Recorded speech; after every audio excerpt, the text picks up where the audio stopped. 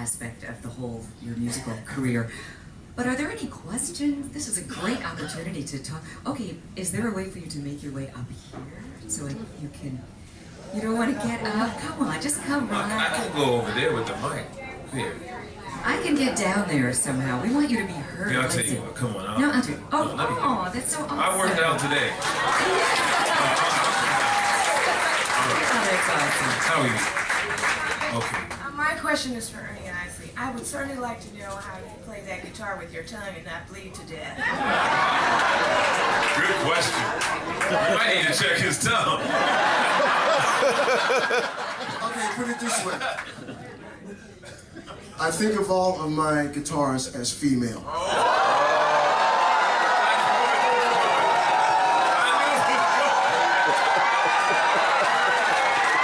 I do. On that note, I need some guitar lessons.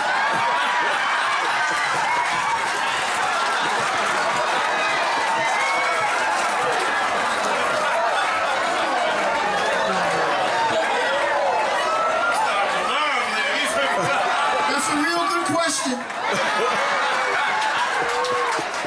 glad I had a chance to answer it. A little more than you bargained for. She sat right down. She said, I'm good. Okay, any other brave souls in here? We want more. Oh, everybody's got a question now. Okay, what's your question? My question is to all three artists. I wonder what level is your incentive to create new music when your older music is so popular with all of us? Good question. Well, I think that's just is what we do. I mean, I think when I'm home and you know, I'm usually in my studio and I'm always thinking and trying to create and come up with something. I think that's just what we do. It's kind of a natural thing for me. I'm sure for Ernie it is too. I'm sure he sits around in that room with that guitar all day. And he got melodies coming out every second. And then he might bite that guitar a little bit. And in between the sheets come out.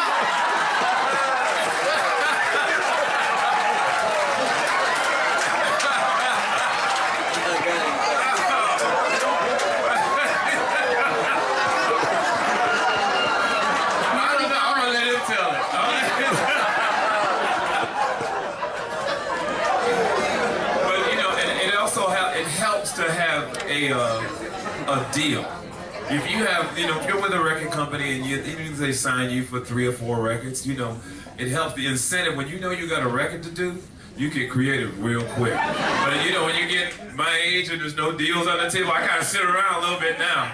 But you know, as soon as something pops up and you got something that's driving you, you know, creativity just seems to happen. You just go at it. Gerald? I call Ernie up.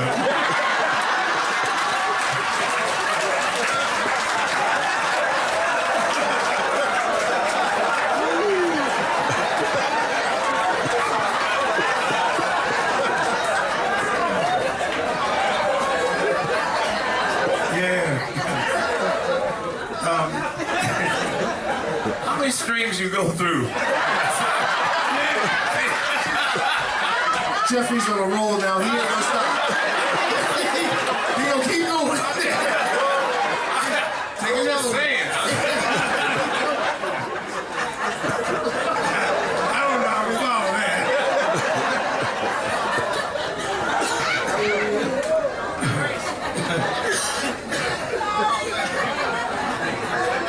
Well, It's your fault. yeah, it's just creating, writing for me is a little different. Sometimes I write on emotion, and or I may see something or read an article or know of an experience, and then a song will come to me.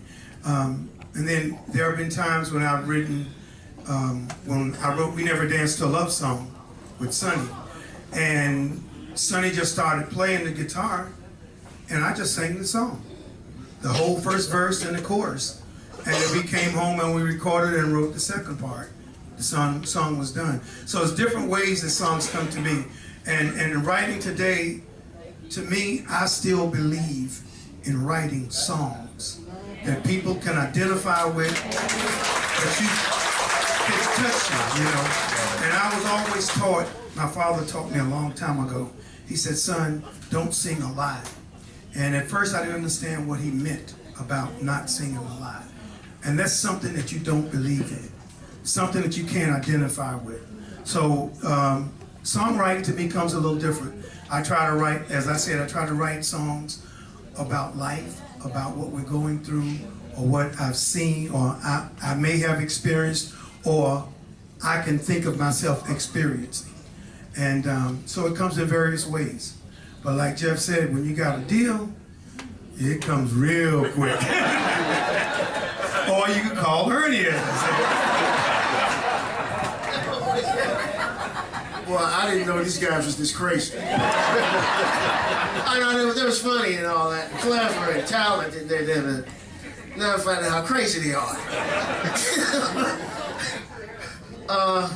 The thing is with Isley Brothers songs, the love songs, Brown Eyed Girl, or At Your Best You In Love, or For the Love of You, we always deliberately tried to compliment a woman in the love song.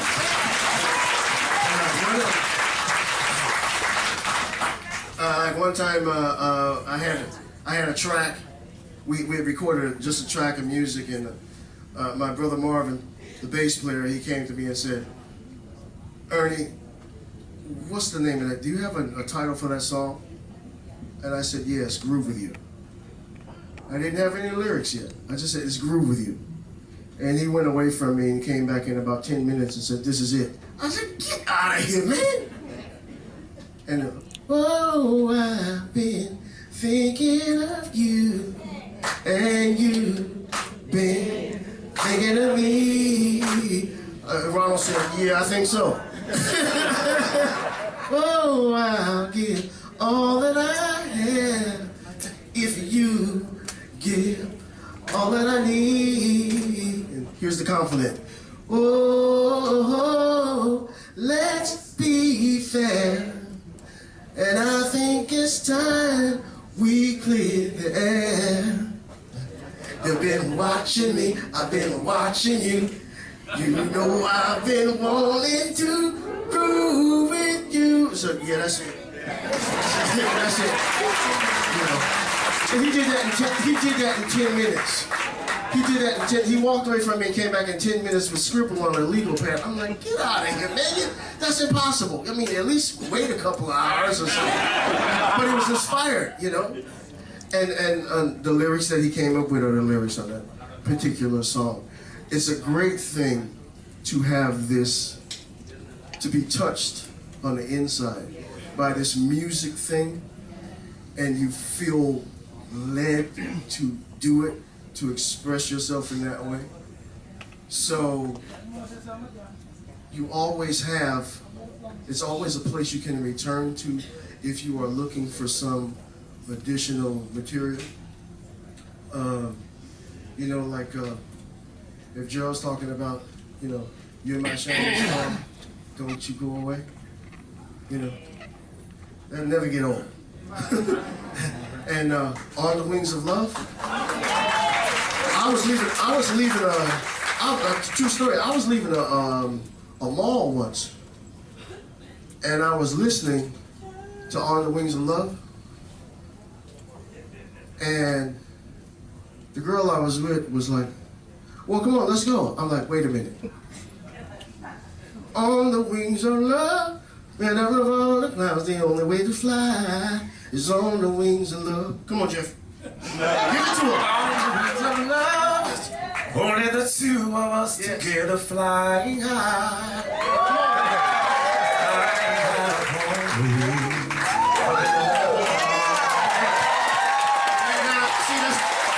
Jeffrey Osborne. So you hear that tone? You hear that tone? It's like, yeah, that's a hit. And it's him. Come on, you gotta give him something. Come on. Honey, you are my shining star. Don't you go away. No, baby. Wanna be right here where you are till my dying day. Yeah. See, that's true. You know, the beautiful thing is that these songs, like you said, complement women and how we feel about the women in our lives. And it's so different today. The music is so degrading. I don't understand how you could call women some of the things they call them in these songs, and they end up being hit records. That's what I don't understand.